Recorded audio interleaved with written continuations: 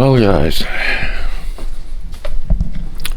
we've got an empty garage, so the car's gone. We picked up this Wednesday. Great guy. He, as soon as he saw it, he said, I'm having it. So we've got the trusty BM that we've just bought. Much cheaper and much lighter to handle. It's like handling a 250. It's so light and it's not super fast, but it handles lovely. I'll miss Ducati, but you know, I won't miss that depreciating asset as such. And same with car. So we're down to this fella, which is a shame. I don't know why, but I lost interest on this.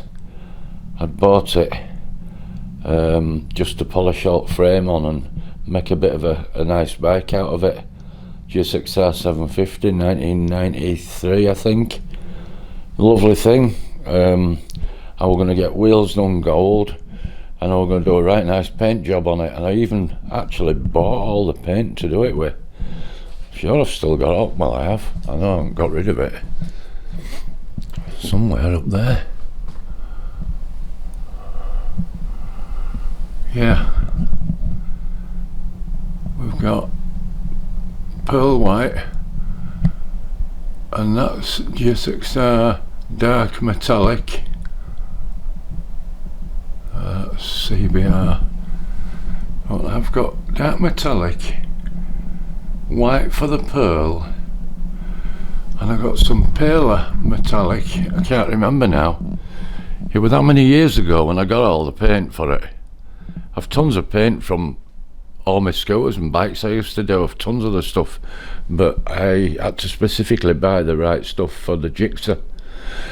Anyway, we were going to keep it blue and white like it was originally, but we were going to make it sort of like a Californian 1993 model, very rare. They only made a few, and I was going to do a replica of that, but it's not to be. I'm going to get rid, start all over again. So that's got to go.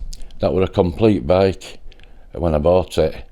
In fact, I'll flash you a picture up of it when I bought it, and it looked lovely, but it wasn't. The fuel tank got a bit of damage. It'd been parked for 19 years in a garage. The chap had died and the family wouldn't sell it. They kept it, and eventually they let it go. But the tank is a bit rusty inside. It's going to need another tank.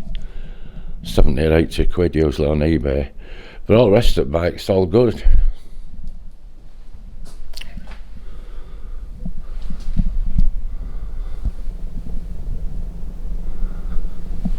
Yeah, there's everything with it. 6,800 miles from new, I believe. Oh, I'm not going to see that. Can't see it. No. It's speedo. So I'm going to pull that out today and tomorrow on ramp and get alt covers off it and have a bit of a clean up on it, and then it's going on eBay. Oh, see what I can get for it. Whatever I get, I get. So yeah, we're having a big turnaround really.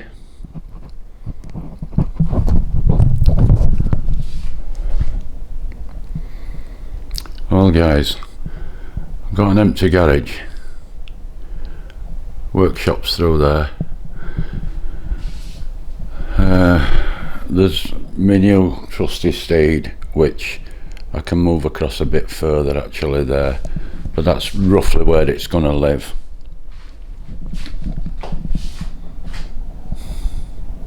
Sort of. That's my entrance. Now I've got a nib there. That's about 1 metre, a 1 metre panel to the edge of the door. However, at this side I've only got about 10 inches. The new car that's coming, and I'll be here tomorrow, I'll do a video on, because it's a lovely old classic 2001. So I'm going to buy which I planned to do when I first built this garage, a 2-post car lift. So the classic Suzuki that I had on there is gone, the Ducati's gone, the Jaguar's gone, and this is my bike lifter that I bought. I bought this brand new about 5 years ago, and I sat that Suzuki on it, and it's been strapped down ever since. I think I fitted these myself so I could strap tie downs down onto it. There's a Kawasaki part in there that finishes in a few minutes, which is sold, and a Jaguar front Project 7 grill all wrapped up in there that's going. So this corner, that I've already got a bid on this bike ramp, so it's going to go no matter what, but I'm hoping to get about £300 for it, because now I think they're around £550–600 to buy, and that's as new, same as the Sealy. So what am I doing? So to fit, I've got my diesel heater over there, so that I think that row of shelves will stay, but this row is going to probably go completely, and those 2 bays there, I'm planning on taking them out, so 3 bays will come out, so that I can get my post down there for my 2-post lift, because of this nib I mentioned, that when you drive your car in, you'll come in straight. I don't want the lifted over there, because I'd have to move car offline because of this 1 metre nib, and my bike would be in way anyway. So I'm going to have a bit of space at that side. So my plan is take 2 bays out and fit them in that far corner. So I mean, I've got 5.8 metres or 5.5 metres distance here, one end to other. So sort of from there along here, I'll go 2 of those bays, which will come to about here, and I'll still be able to get my bike in and out and put it on centre stand. So that's my plan. One of the bays probably will get scrapped, that one there will get scrapped, and that one will stay. Now a load of my Suzuki parts were on these shelves, so now I've got loads more room, but I've just ordered today one of those garden in storage, I can't remember the name of it now, but they're a good make. The ABS plastic, but it's quite a big storage unit, and that's going to go outside the window at the back garden there near the pergola. I've made room for it, so a lot of this stuff that's on here will go on it, or in it should I say, and the rest will go into this far corner when I've moved the shelves. But of course it'd be like all else when I start clearing some of this stuff up. I mean, I've got some damn expensive stuff up here. There's, you know, the Vilbis GTI Pro gun there, like brand new. I've only used it a few times. I've tons of pneumatic tools. Obviously all those are going to need keeping in here in garage, but I've lots of other things. I mean, I've tons of screws, I've got paint and fence paint and emulsion and gloss and all sorts up there that can all go outside. So I'll probably condense all this, and what I meant to say was I'll also, once I start moving all this out onto the floor, there'll be lots of stuff to throw away, I'm sure. There'll be all sorts that I've tucked in there that I don't really want. So I'm going to keep that end bay. There's going to be down here, which will probably be 300 off at wall, will be the first pillar for the 2-post lift, and then the other pillar works out to be sort of about sort of in line with this polystyrene, and drive car on and straight up. So as I say, my new car comes tomorrow, and it's a half a metre shorter than my Jaguar, so it's a convertible. But I'm not going to say how I'm going to it don't, I suppose you care, but I do. It's my little bit of excitement. It's a 2001 classic car, which were nowhere near anything like, not even a quarter of the price of what the Jag went for. And that's the whole idea, is, you know, bump my savings up a little bit more, because I don't earn anything anymore. And as you know, I dabble in my workshop, but that don't bring any money in. So I just thought I'd do a little walk around in here before it gets filled up with a new car. To me, car. A new to me car. Okay, I'll sign off at that, and I'll add this to another video probably of showing the car, so it'll be a proper little video. Thanks for watching. Well, it's a few days later now from the other clip you've just seen of the video, and this is my driveway with my, you can't see them, but electric gates well secure, and we've got our new car. What I have noticed is there's snails everywhere, so I'm going to have to watch where I walk. Little snails, I don't want to kill them. So let's have a look and see what our new car is.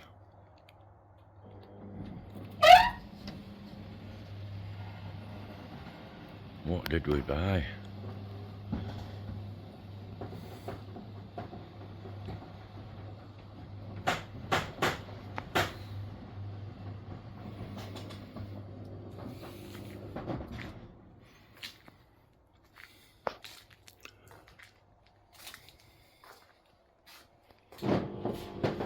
Close that door again.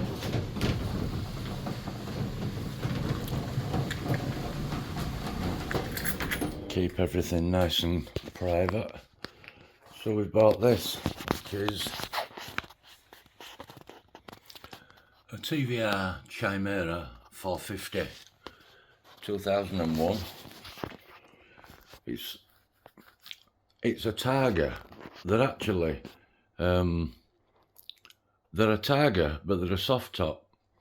The boot's quite big on them, and there's a spare wheel and everything there. I won't open it and show you on this video, but basically what these TVRs, that is the Targa top, which inside is all carbon fibre, so very, very strong. I suppose I've done it for rollover protection. And what you do is, for those of you who don't know TVRs, you pull that and that one over there inside the car down, and it releases this back, and this panel lifts out, and that panel then goes in the boot, and then you can put that back up again, and what you've got yourself is a Targa roof. Or if you want full convertible, a lot of people put a rolled up towel in there so it doesn't damage this lovely back screen, and you fold that right down, and that goes fully down, and you've got a convertible. Quirky car, no door handle. How do you open the car? You press a button under the mirror. Under the mirror. And the door opens. So that's as far as the door opens, and I'm an old fart. What a flaming job I've got. I thought my F-Type Jaguar had to get him. This is a nightmare. But once you're in, you're in. And it's a lovely, quirky old car. Lovely thing. And it's old retro. All the analogue clocks, all the gauges, oil pressure, temperature, fuel. There's even a clock. Everything. It's all old analogue stuff, which is fantastic. That's me to a T. Now, these came in half leather, which meant that a lot of the stuff were PVC, or full leather. Now, I believe this is full leather. The seats are leather, and this seat needs some treatment on it. It's not bad, but it needs a bit of treatment. But the top door capping's leather, the bottom all the way around's leather, all the dashboard is leather. So I think this is the full leather version, but I couldn't swear to that. I'm not sure. We'll have a look at engine, because this thing's amazing. For an old car, apparently in its day it could take a Ferrari on. It were that powerful. So what we've got here is a 4.6 litre Rover V8, which they fitted in the Range Rovers and the Discoveries, etc. They classed it as a 450. But this thing, it's the Serpentine model, the late model, which has got the Serpentine belt on. And the exhaust is the most weird thing you've ever seen. So all the exhaust, the 4-branch on each side, comes along forward, not backwards or down, and goes into this huge collector unit, down through a cat, and then back to the rear of the car.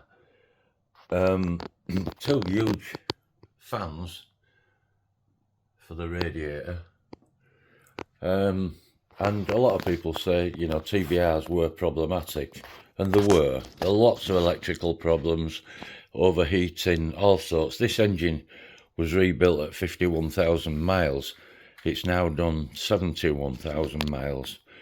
But a telltale sign on a Rover V8, and I know this because I used to have an SD1, is when you fire them up clap cold, you get a rattle, a tick, tick, tick, tick, and then it goes away. And that's the hydraulic lifters failing. And also the camshafts wear on them. But this has done 20,000 miles since a full rebuild, so I suspect it's really good. And when I fire this up from clap cold, it just fires up like a little turbine. It's beautiful.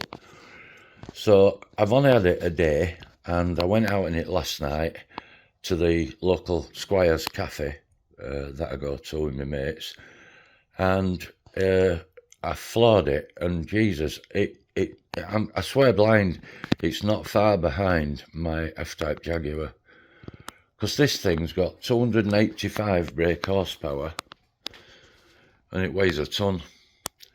My F-Type Jaguar had 550 horsepower and it weighed 2 ton. Work it out, this thing's actually got more power per ton than what the Jaguar had. However, this has got no aids whatsoever. The only aid it's got is it's got a right nice limited slip diff on it. It's the Borg Warner T5 gearbox, which is what they fit in the Cosworth Sierras. I used to have one, and I rebuilt that gearbox, a lovely gearbox. So, yeah, they're a very, very powerful, lightweight car that you have to be very careful with, because it's rear-wheel drive, there's no traction control, there's no ABS, there's no nothing. 2-wheel drive, so obviously my Jaguar probably, the 0 to 60 were like a second faster because it had all the aids on it that, you know, you needed for that kind of power. But, yeah, I'm well pleased. These are plates that they fitted in Blackpool when they first made them. You see that it's showing 5.4 litre, but they're actually 4.6 litre. Gross vehicle weight they're saying is 1270, but they're actually badged up. Dry weight I think is 1,060 kilograms, so they're not heavy. They're a lovely thing to drive. However, it's very agricultural, very, very agricultural. I love it to bits, and I think I'll keep it. It's definitely a keeper, and I'll put my own private reg on when I get logbook back. But yeah, it is agricultural. The steering's weird on it. Gearbox is notchy, but doesn't clunker out. It's beautiful. Synchros are lovely on it. So I'm well chuffed with that. But it's just, you're like a sardine in a tin. I couldn't find interior light. I don't know if you can see that dangling down, but I found it eventually. The bulb had gone, so I've ordered an LED bulb and some LED front lights. This is the late model. They did a Mark 1, a Mark 2 and a Mark 3, and this is the Mark 3, which was the final one that they did before they packed in 2002/3. There were some registered in 2003, but they were actually, I think they finished production in 2002. So you've got your standard 7-inch headlights inside there, which I'm changing out for LED because they were atrocious last night when I went out. I couldn't see a flipping thing. I've got a Vivaro van, and that's me every day.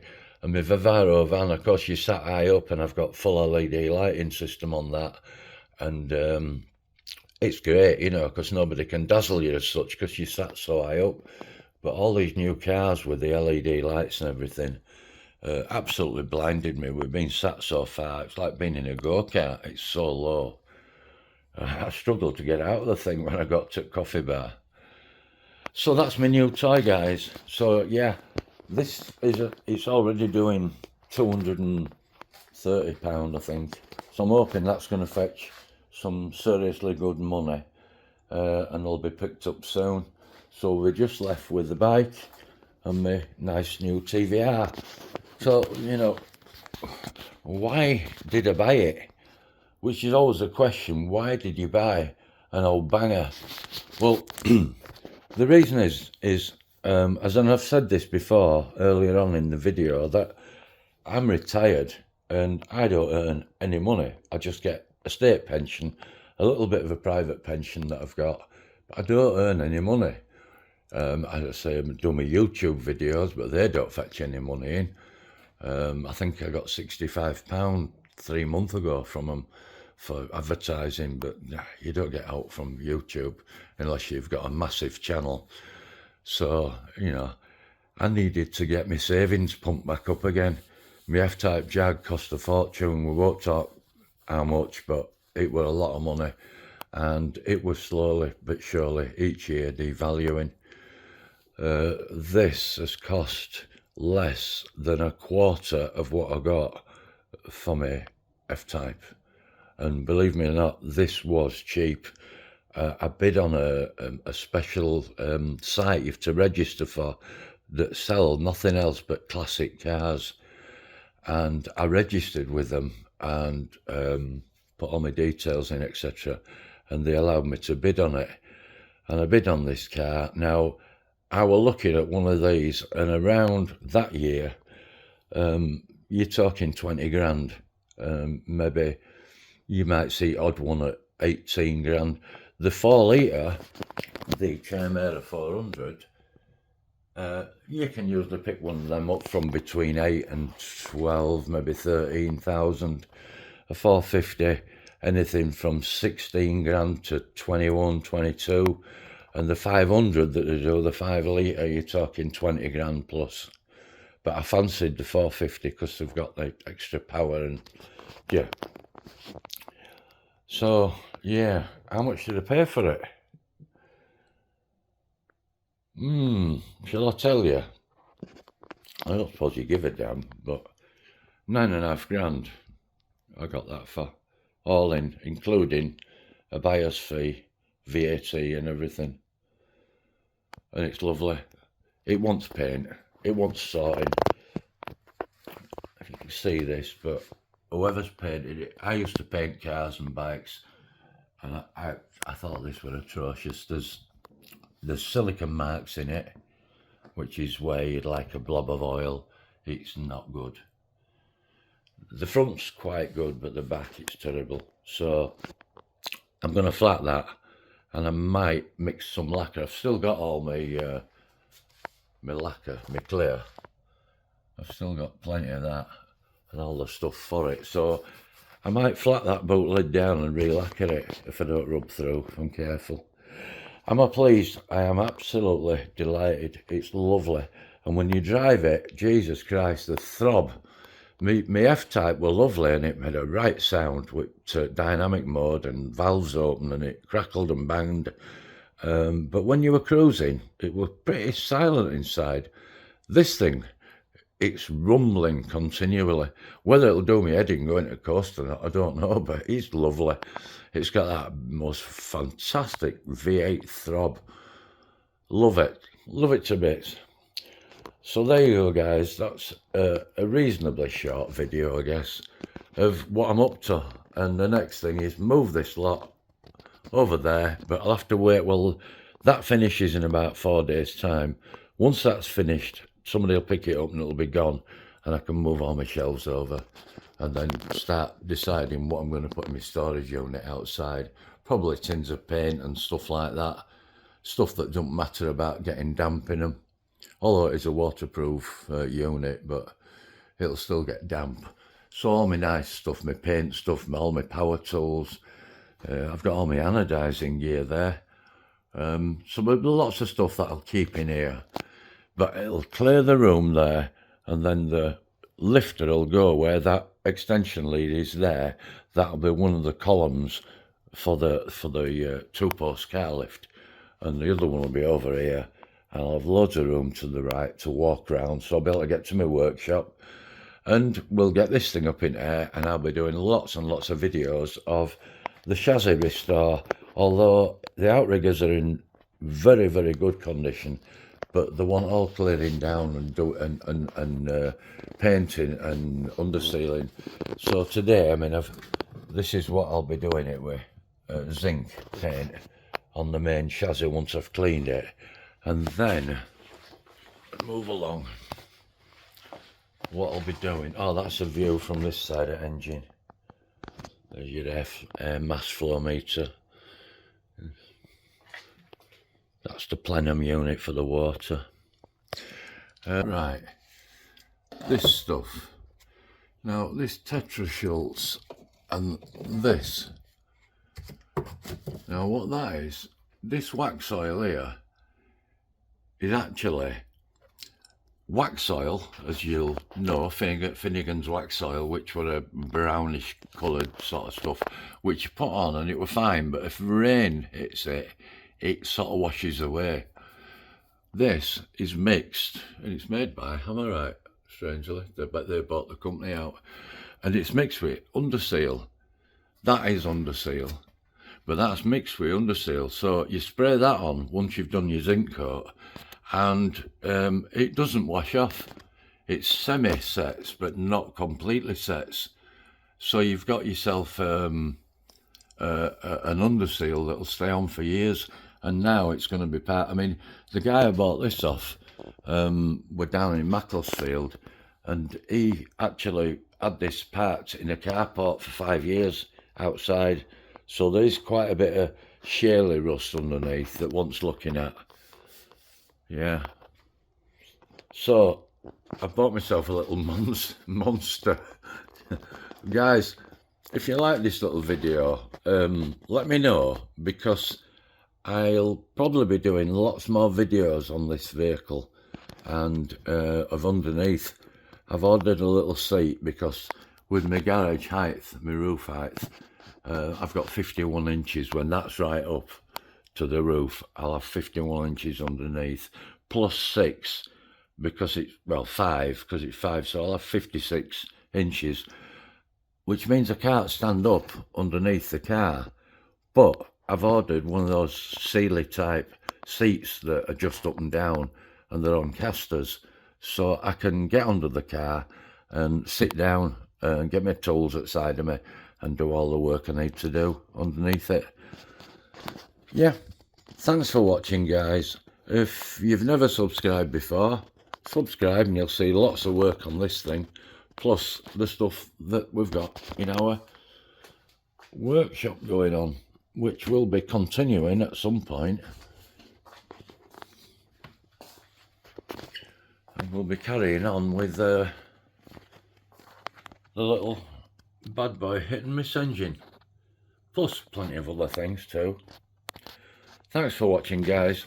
Please give us a thumbs up, because it really does help. Thank you. Hi guys, it's just a little bit to add on to that video that you've seen of my lovely old TVR. There's a guy that I've been following a while on YouTube, and he's done a few nice videos, and he races TVRs. So if you've got any interest whatsoever in TVR, go and have a look at his channel. It's called Dave Stewart, A-R-T. Go and have a look at him, CTS Engineering or something. He does some real good stuff, and he races a TVR. I think it's a 4 litre but it looks like a right engine. Got some power.